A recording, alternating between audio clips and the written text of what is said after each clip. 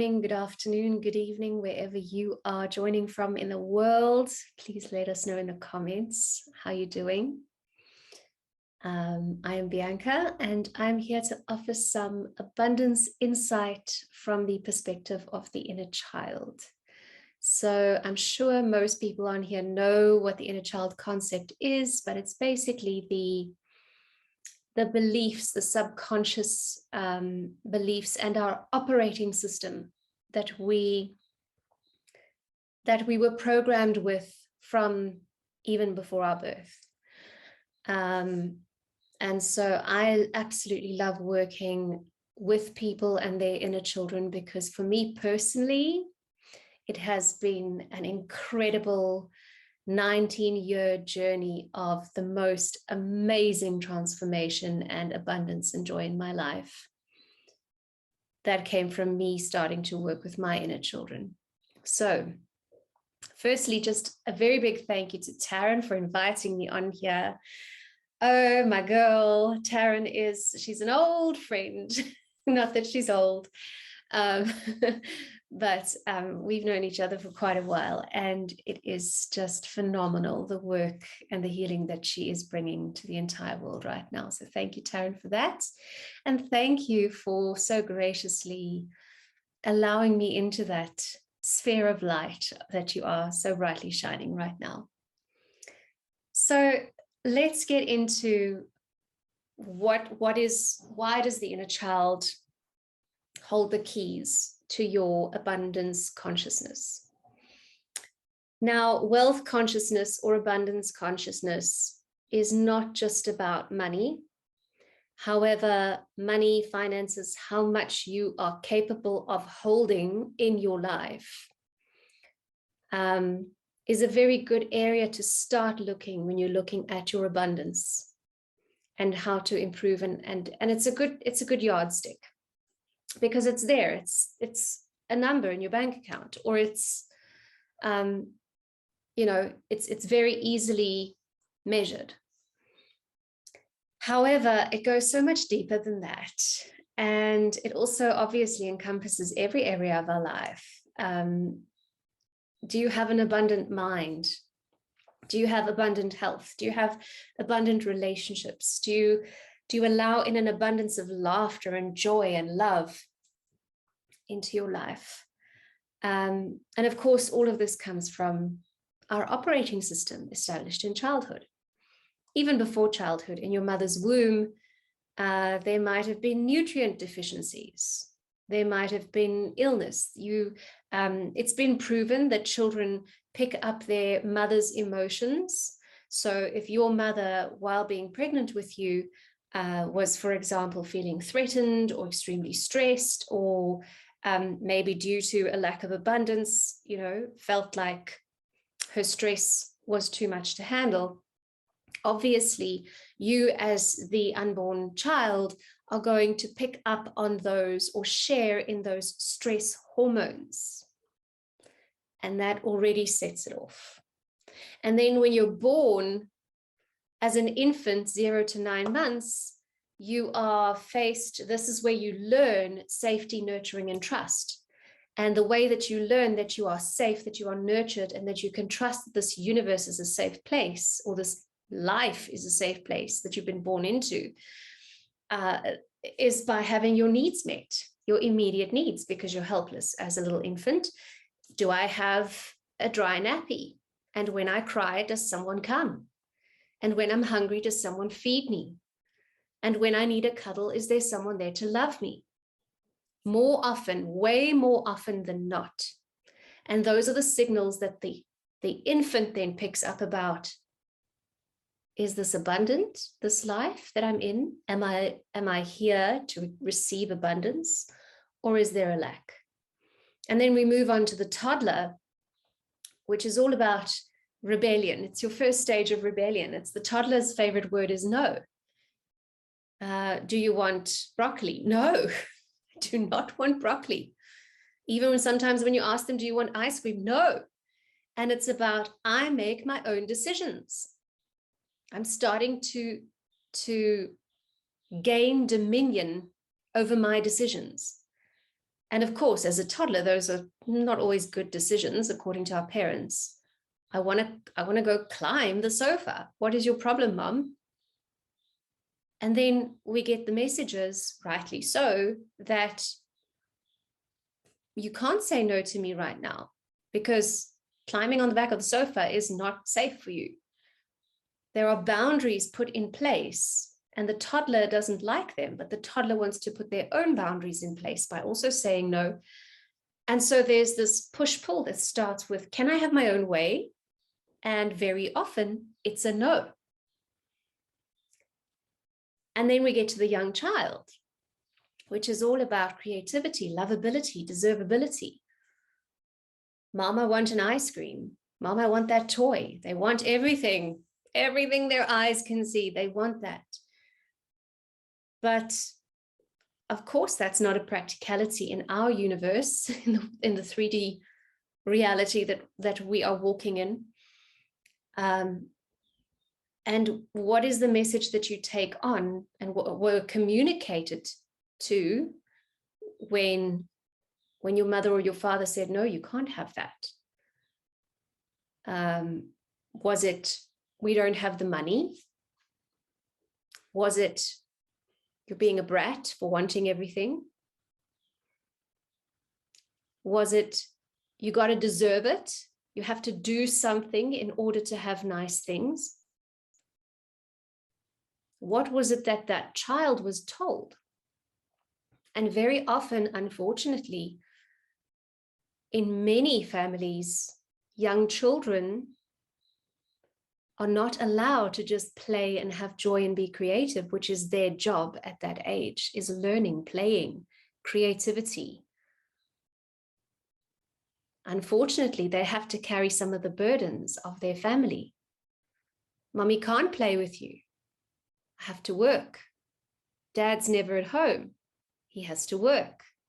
And we start learning what our parents and our immediate people in our immediate vicinity are saying around abundance. We can't have what we want. Beggars can't be choosers. Eat all the vegetables on your plate because there are children in Ethiopia who have no vegetables. How on earth does that even make sense? And then the older child who is starting to learn about responsibility, not in the ability to respond way that we know it, but the you have to be more responsible. You are being a burden when you're not being responsible. And also in the older child, the relationship with the father or the father figure becomes really important in terms of direct ability to earn, performance versus reward, undertaking tasks, finishing tasks, discipline, self-confidence, self-worth, all of that stuff is in direct relation with the health levels of your relationship with your father or your father figure and their relationship with abundance.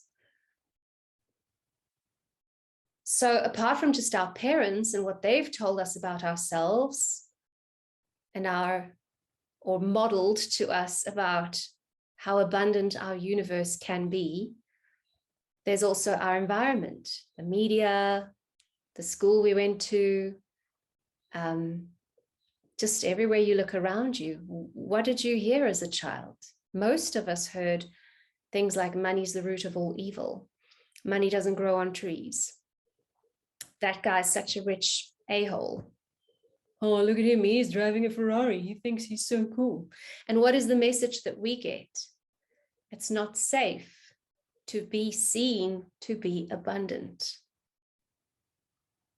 And in many cases, if you want abundance, if you want to be wealthy, if you want to thrive, others are going to try and knock you down. You might even lose your loved ones through judgment of yourself.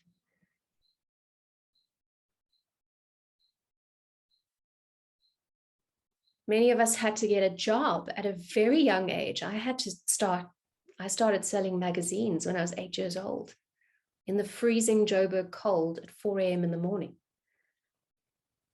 And that informed a lot of my thinking around how easy it is to feel abundant.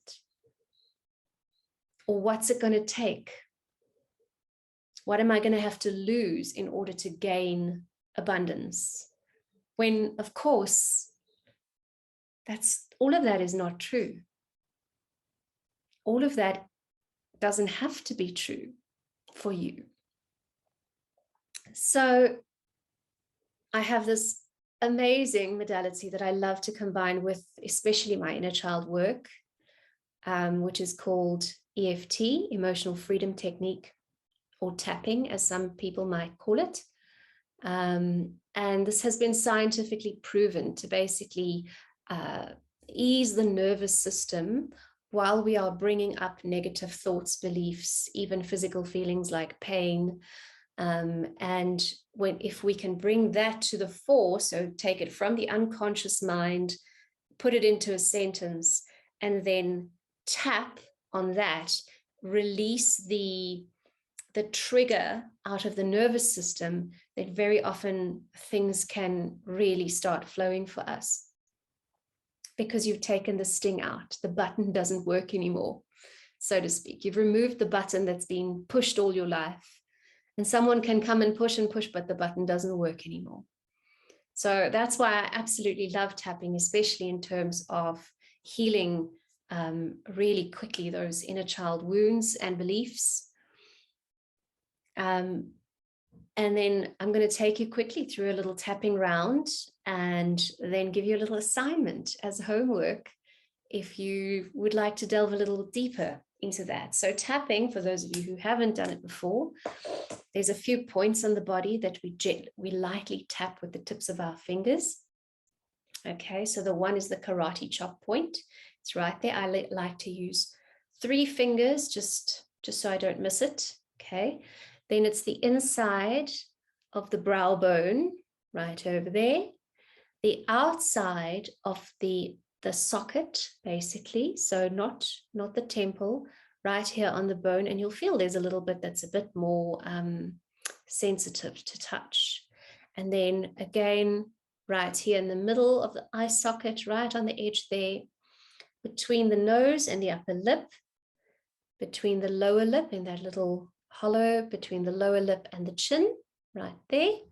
And then here on our collarbone, I like to tap just underneath the tip of that collarbone, okay? And then there's sort of bra strap area on the sideline of the body. And if you were to make a cross on the top of your head right there, I just tap with all my fingers in a little circle just to make sure that I catch that point. And all you need to do is to just tap along with me while you say the sentence. If a sentence does not resonate for you, you'll feel it. If I'm saying something and you need to slightly change it or change it altogether to make it true for you and your experience, then please go for it, because it needs to be authentic. It needs to trigger something in you that you can then release with the tapping. So, okay, let's take a nice deep breath. And I just want you to think about your ability to have abundance and how safe and how right that feels to you right now. And consciously bring up the negative emotions, the we can't have nice things. It's not safe to be rich. I have to sell my soul to the devil. I have to break my back working. All of that stuff that happens for you personally, just bring that up for me. And check for me at a level between 1 and 10, how intense those feel right now.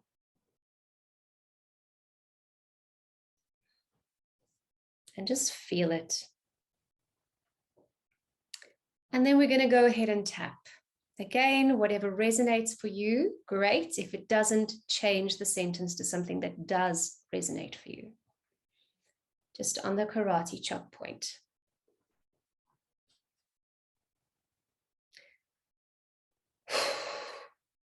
even though I have all of these negative beliefs about abundance, I deeply and completely love, honor, and accept myself.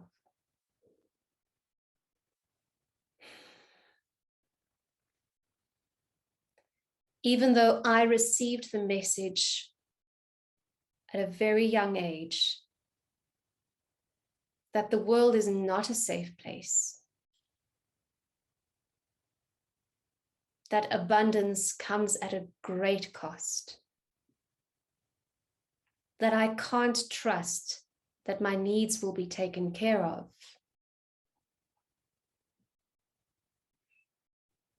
I deeply and completely love, honor, and accept myself.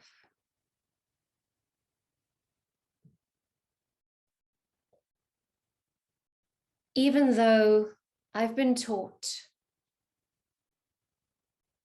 or perhaps assumed,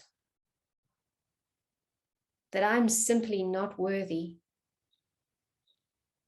that I don't deserve as much as other people, or that I have to work harder than anyone else to prove that I am worthy of abundance and love and being taken care of. I deeply and completely love, honor, accept, and forgive myself. And anyone else, sorry, monkeys on the roof, dog going crazy.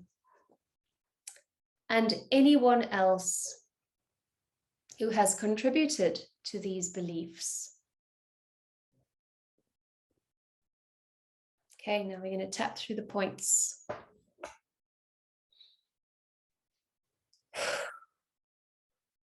It's not safe for me to be abundant.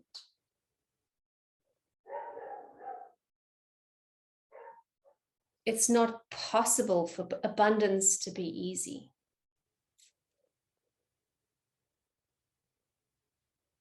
This world is not for the likes of me.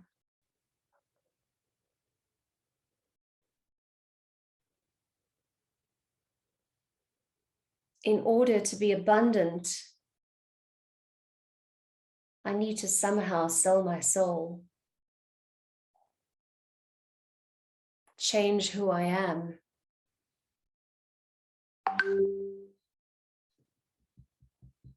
be what I'm not.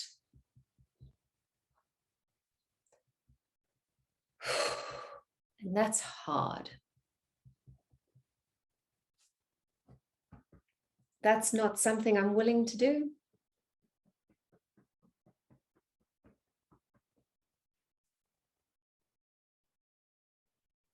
It shouldn't be like that.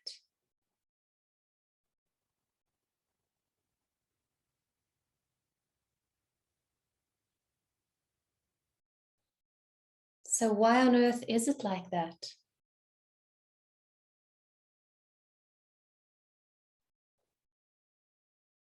All those lies I've been told.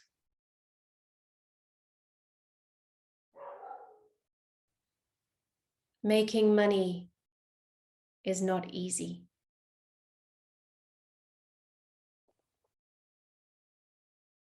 You can't be abundant and happy.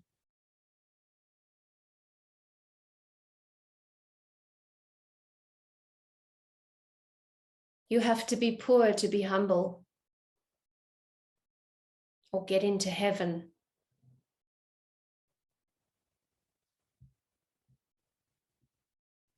Wanting what I want is being greedy.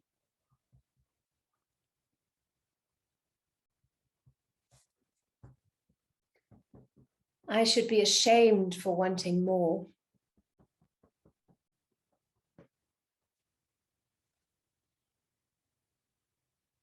It's not okay to want more.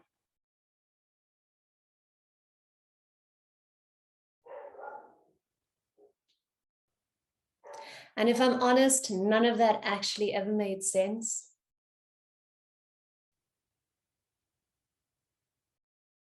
Even as a tiny baby, I knew how it should have been. I knew I should have had all my needs met 100% of the time. Because that is what beautiful little babies deserve.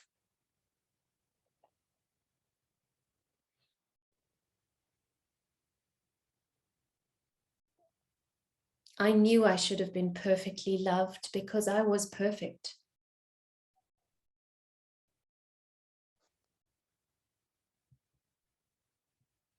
I knew that me not finishing my vegetables would not help the poor children.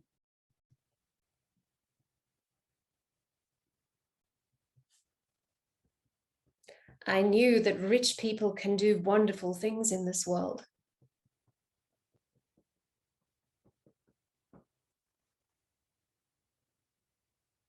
I knew that I wanted what I wanted because it would bring me joy, because it was part of the experience of being alive. Because this world is abundant. So why may I not take from its abundance?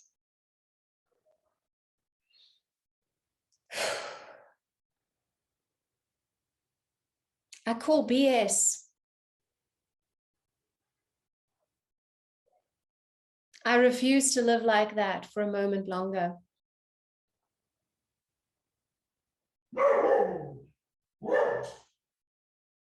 I know the truth.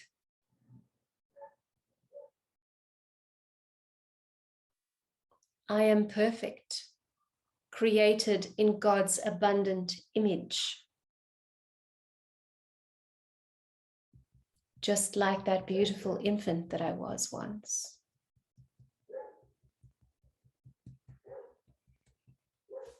And of course, I deserve to have all my needs met. Of course, I deserve to be perfectly loved. Of course, I am deserving of more joy, more fun. Of course, I'm supposed to feel alive in this life that I am living. That is the truth.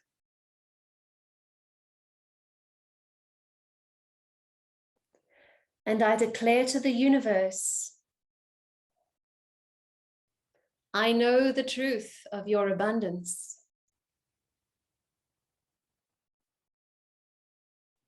I know the truth of my abundance as God.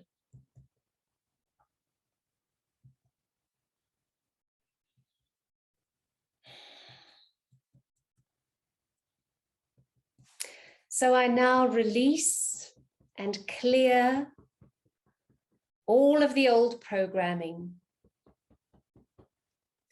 all of the stuff that says I am not worthy of abundance.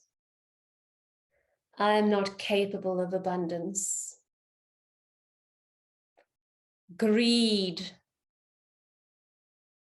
is a bad look on me. I am causing the poverty of other people if I have abundance.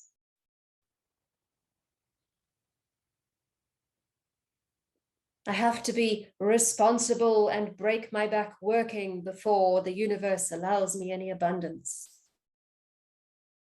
It's not safe for me to be abundant. You know what? I can buy safety. I can create safety because I'm abundant. Because I know how to plug into that.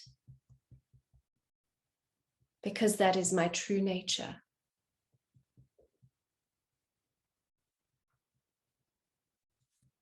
I clear all this old programming, all the way back through my childhood, all the way back through generations, times, space, dimensions, I clear it all. And from this moment, I am starting 100% abundance. Abundance is my truth. Abundance is my true nature. An abundance of love, resources, joy, fun, creativity, safety, flow.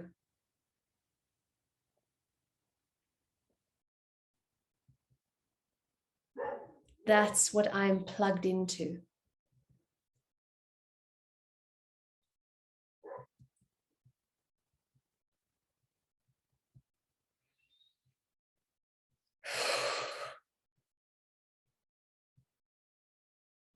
That is how I choose to exist. From this moment, stretching through all the past and all the future moments. That is the truth that I am living.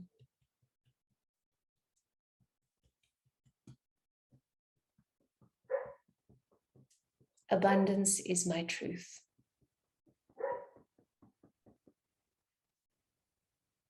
And so it is. Deep breath in.